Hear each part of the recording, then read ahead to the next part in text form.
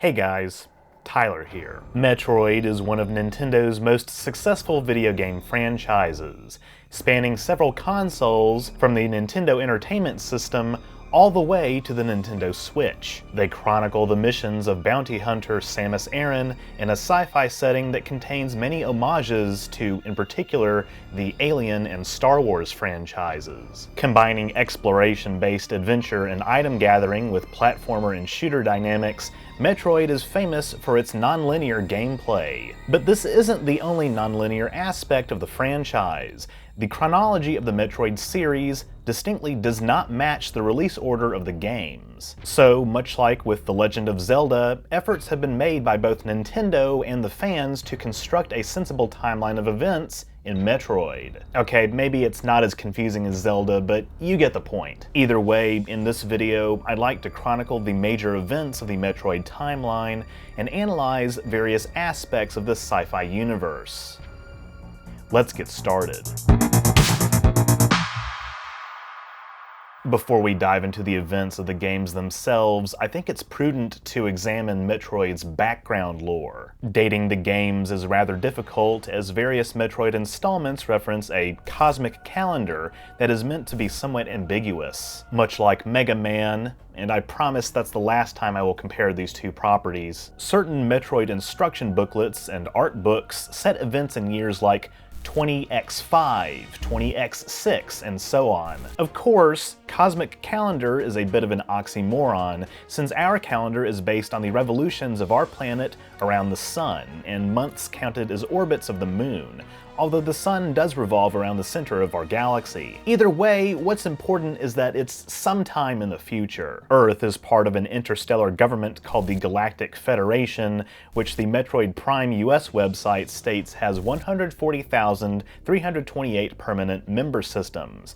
This is 1,000 times as many planets as Star Trek's United Federation of Planets, which is spread out over 8,000 light years, so the Galactic Federation could truly span the entire Milky Way.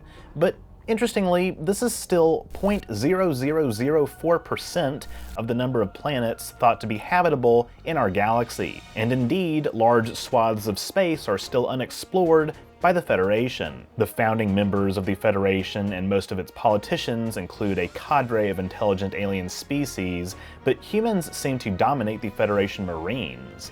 In fact, humanity has made vast contributions, both in terms of technology and infantry, to the Federation's overall military forces. Based on information from the instruction manual of the original NES Metroid, Earth may even be the capital of the Federation, although the manga continuity states the capital is a planet called Daibon. Regardless, while we don't know every aspect of the Federation's society and culture, its existence is said to have brought about a golden age of peace and prosperity. That is, until the Fire Nation attacked.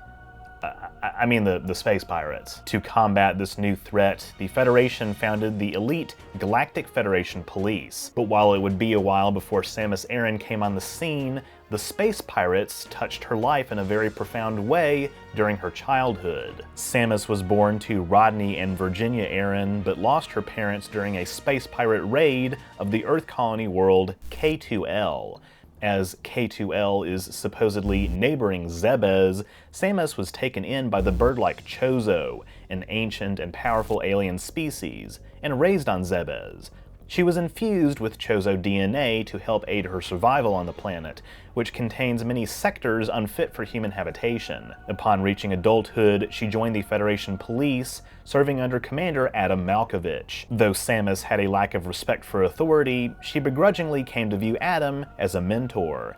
Eventually, because the space pirates were too difficult to catch in the vast, deep reaches of space, the Federation Police called on the best warriors of the galaxy to track down the space pirates with the offer of great rewards for their capture. These warriors were called Space Hunters. After an incident in which Adam sacrificed his younger brother to save Samus's life, Samus left the military and became a space hunter, in fact, the most powerful one in the Federation. She was hired by the Federation for many missions, some of the most prominent of which include foiling the space pirates' plot to breed Metroids as bioweapons. Chronologically, the first game in the Metroid series, released in 1986, also happens to be the earliest in the timeline.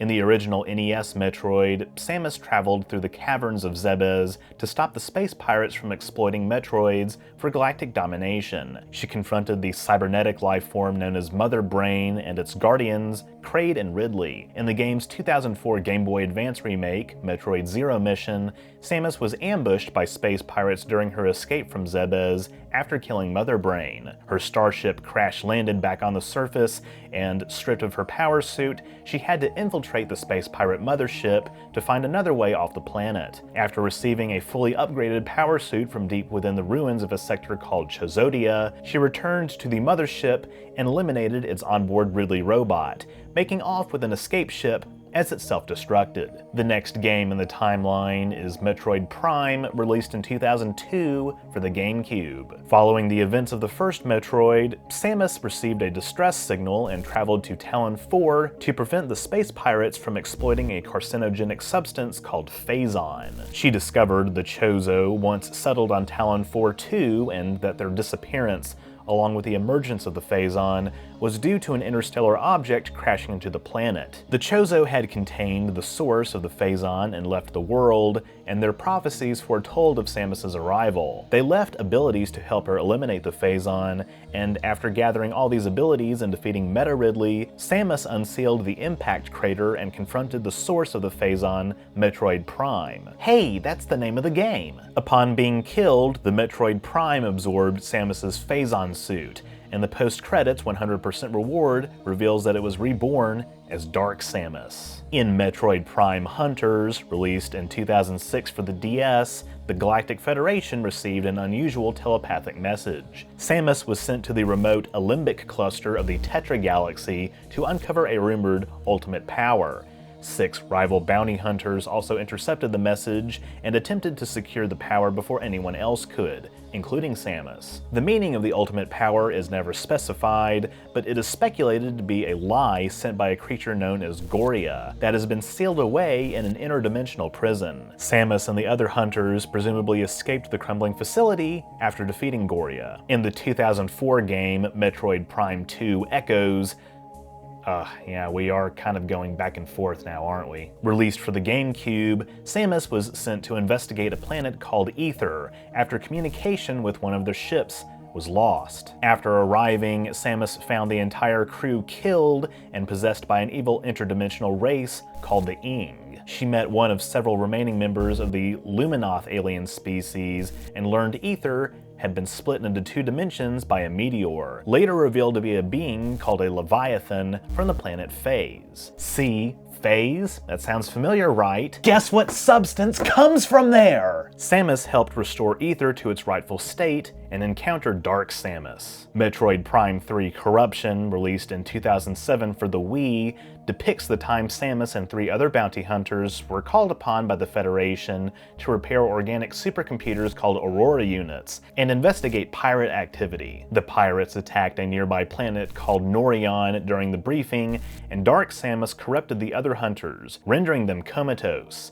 Samus was given a new suit and a new mission to destroy the other Leviathans and discover what happened to the other hunters. As time passed on, Samus herself slowly became corrupted, and she was forced to kill the other hunters on various planets the Federation had lost contact with. She eventually made her way to Phase and, along with Dark Samus, destroyed it. I don't know about you, but if Samus has the ability to destroy entire worlds, this is kind of hot. That said, Dark Samus would later appear in Super Smash Bros.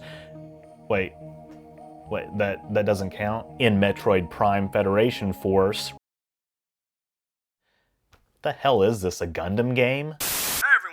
This is Kenji. Holy crap, we're just now getting to the 2 in the series. That is fucking crazy. In this game, originally released in 1991 for the Game Boy, but illustrated here with clips from the 2016 fan remake, AN2R, the Galactic Federation deemed the Metroids too dangerous to exist.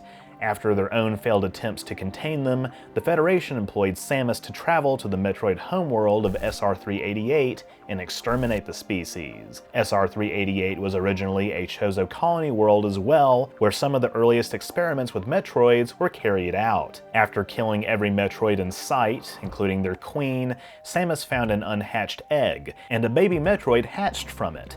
Having a change of heart, Samus could not bring herself to kill it. It imprinted on her and followed her back to the gunship. She later handed it over to the Space Science Academy so they could conduct research, though her mercy was viewed as a sign of weakness. But as we come to find out, this little baby Metroid would come in handy. In Super Metroid, released in 1994 for the SNES, Samus received a distress call from the Academy and returned just in time to see that Ridley followed her after she left SR-388. He stole the hatchling, and Samus was sent to recover it since she went against orders to spare it in the first place. After the research station self-destructed, Samus followed Ridley to a rebuilt base on Zebes. Yet again, the space pirates were trying to clone Metroids and use them as bioweapons. Haven't they learned by now that they're just gonna get raided by the feds? Samus killed the resurgent pirates, including Kraid, Mother Brain, and Ridley, and along with the remaining Metroids, destroyed Zebes. Hot. Released in 2010 for the Wii, Metroid Other M takes place chronologically after Super Metroid and focuses more on Samus's character than the previous games.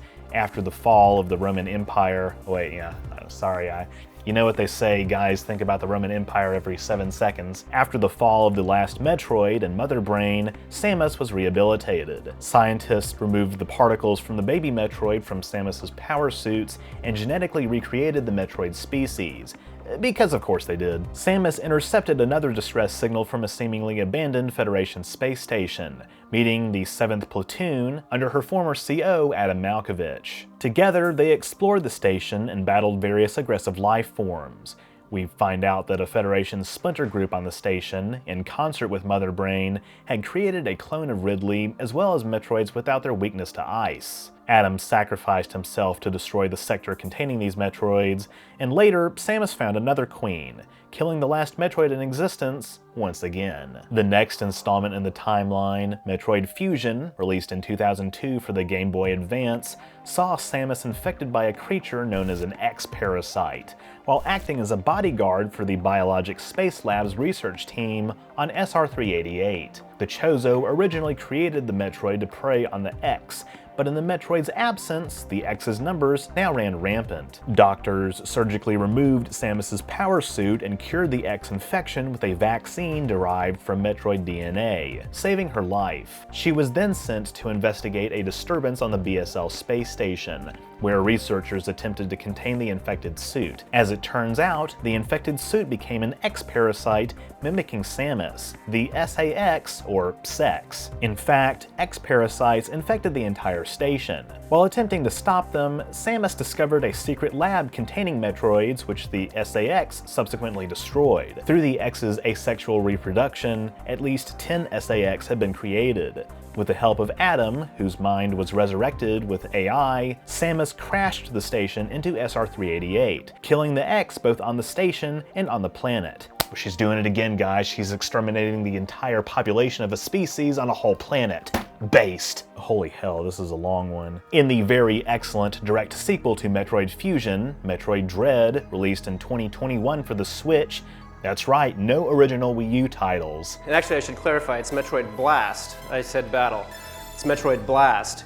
And it's, in fact, we're not even battling. The Federation received a video transmission showing X alive again in the wild. They tracked down the source of the transmission, a planet named ZDR, yet another lost Chozo colony, and they sent a team of 7 Emmy robots to investigate. However, communication was lost after the Emmys landed on the planet, prompting the Federation to dispatch Samus to recover them.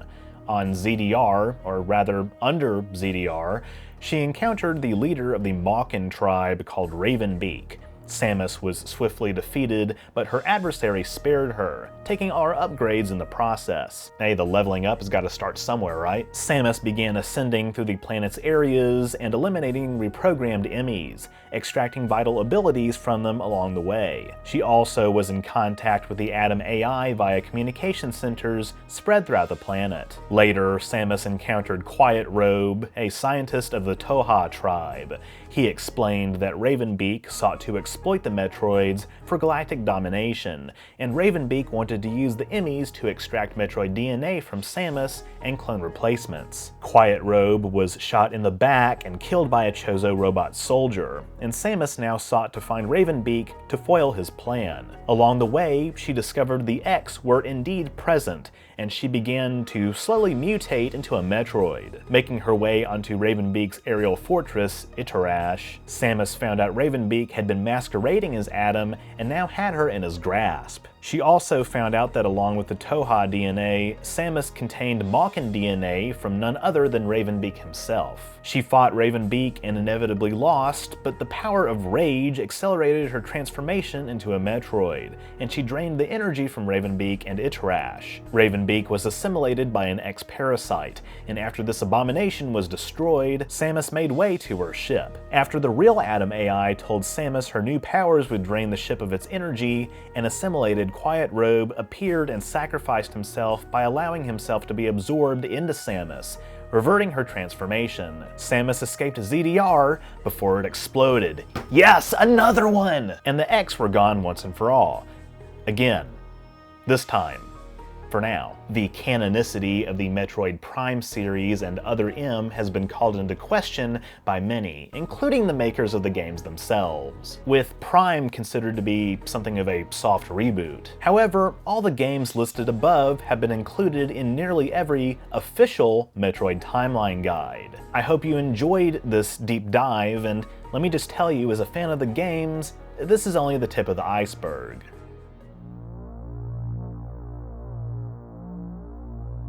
With that, thank you all so much for watching. If you enjoyed this video, be sure to leave a thumbs up down below and don't forget to share it. That stuff really helps me out. If you haven't subscribed yet, be sure to do that as well so you won't miss future uploads, and click the bell icon to receive all notifications. If you want to support my work even further, you can become a patron at patreon.com/OrangeRiver, link in the description. Or become a YouTube member by clicking the join button on my channel page. And by the way, I just want to give a quick shout out to all of my donors who allow me to bring on outside talent like editors to make more high quality content for you to enjoy. By becoming a patron or member, you also get access to awesome perks like behind the scenes photos and videos, patron and member only polls, name in the credits, merch discounts, and more. Or you can drop a one-time super thanks or PayPal donation. All are appreciated. Links to my PayPal as well as my social media and merch store are in the description too. That's all I have for this week. Any objections, lady?